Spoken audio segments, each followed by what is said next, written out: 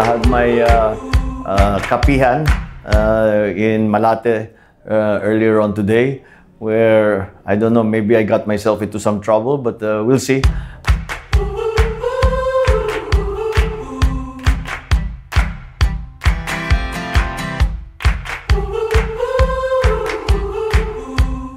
Oh, if ever proclaimed Vice President, what would you do and what would you undo? Well, what will I undo? Oh, yun na, nagawa na ng may predecessor mo. So wala kang planong i-undo. Wala namang nagawa, so what will you undo? Undo. Pet Malu! Pet Malu!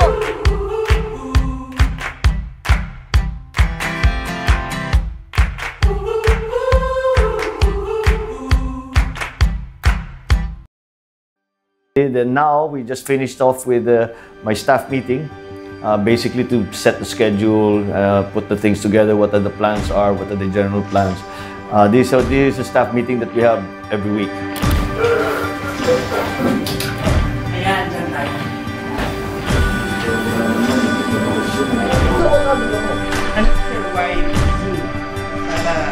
Dalawa ang galaga. Pwede pala yun, sabay dalawa. Yes.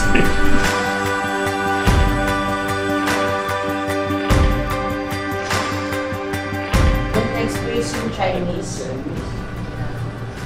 Wow. Saan ay naka-itim, sir? Saan? Yung sa katabi pa. Naka-itim lang.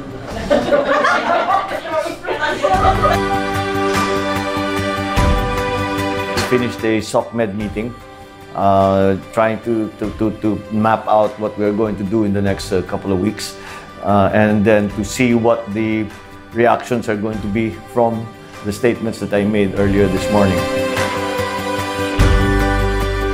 Humingi kami ng copy of ballot images. Naku, pinagbayad kami 7 million. Another 7 million? Inobjekan naman ng kabila. Sinabi nila, we should not have those ballot images. Inobjekan nila. Pero it was granted, so we paid 7 million para sa papel, para sa toner, para sa tao, etc. etc. Nung ginagawa na, yung pag-process nun, the camp of Lenny Robredo, who had objected to the images, now humingi ng soft copy na hindi babayaran. And unfortunately, Justice Kaguiwa granted it. So, nasa kanyang kopya for free, I paid 7 million, hanggang ngayon, wala pa sa akin. So, itong patuloy na ganito, parang sabi ko, hindi na tama ito dahil I do not feel that we are getting justice in the tribunal thus far with these decisions of Justice Kagiwa. Mga decision, yung pag may motion galing sa kabila, walang dalawa, 3 araw, 5 araw, tapos na, may decision na. Ako, magdadalawang taon na, hindi pa nagsisimula yung recount. Bakit ganun?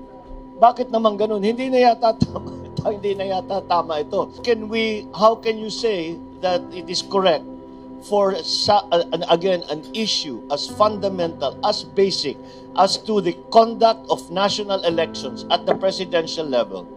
The questions are still up in the air, hindi pa naipapaliwanag, hindi pa na-decide, at magdadalawang taon na nga at ganyan pa rin. Paano naman, anong mangyayari sa atin dito? Dahil ang tao hindi nakakasiguro kung sino ba talaga ang nanalo, kung mendayan ba talaga nung nakaraang halalan. Ano ba talagang nangyari? Maliwanag ang plano kasi naririnig natin sa kabilang abogado, Mr. Marcos should run for the Senate. Sigurado number 1 yan.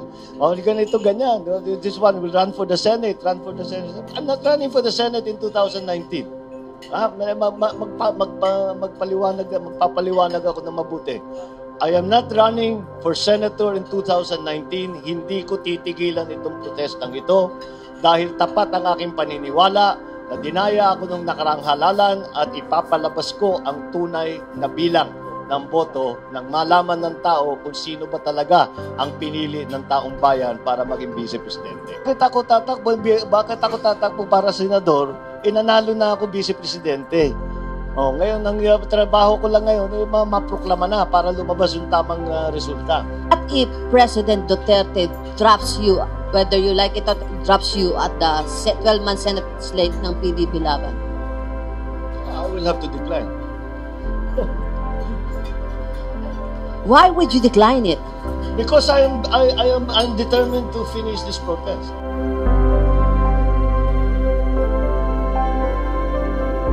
Now we wanted to clarify some of the issues on the protest, and I think we were able to do it. And of course, talk to some of the journalists for the new year.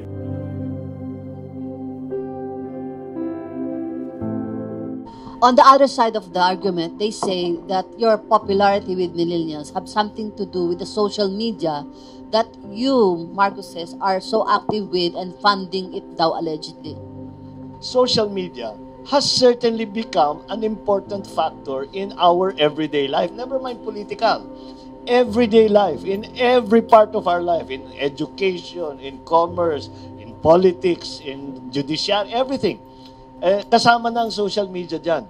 And of course, it is incumbent upon those of us in public life to disseminate our ideas, to disseminate our opinions.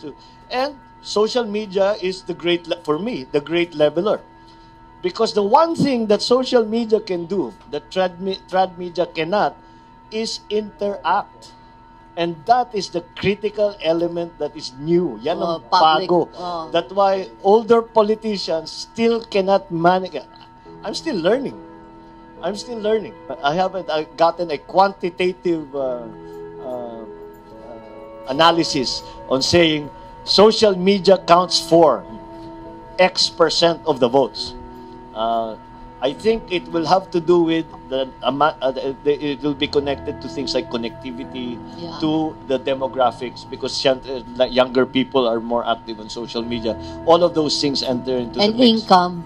But and so of course, if there is another aspect, and traditional media has not been very kind to us either.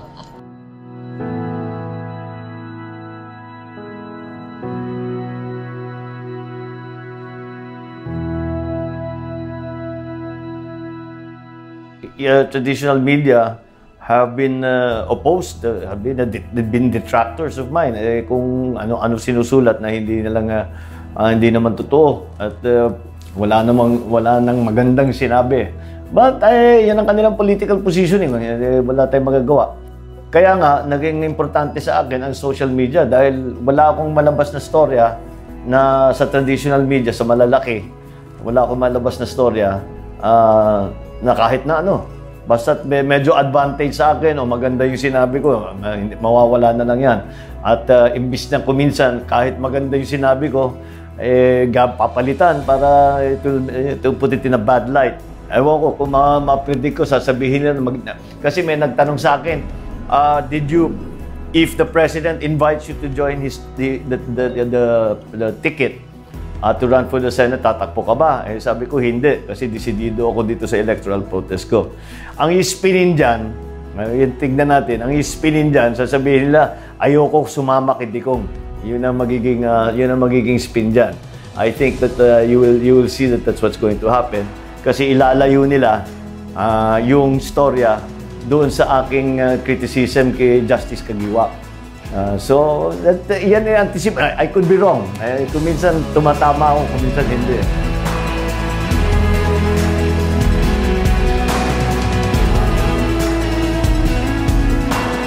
It's not unexpected, but it's something that I have to deal with. That's why social media has become since it's become very important on its own, but it's also become very important for me because at least ito, ang social media, ang maganda sa social media talaga, it's not edited, usually it's even live streamed. So walang retoke ang mga sinasabi. Of course, the most important part of it is may interaction, sumasagot ka agad ang tao. And I find that very, very useful in the very quick gauging of the people's opinion and to see what people think of the issues of the day. So, yun ang problema ko sa traditional media. So, marami namang nabigyan naman tayo ng ibang option. May social media, may internet, all the other ways to communicate with people directly.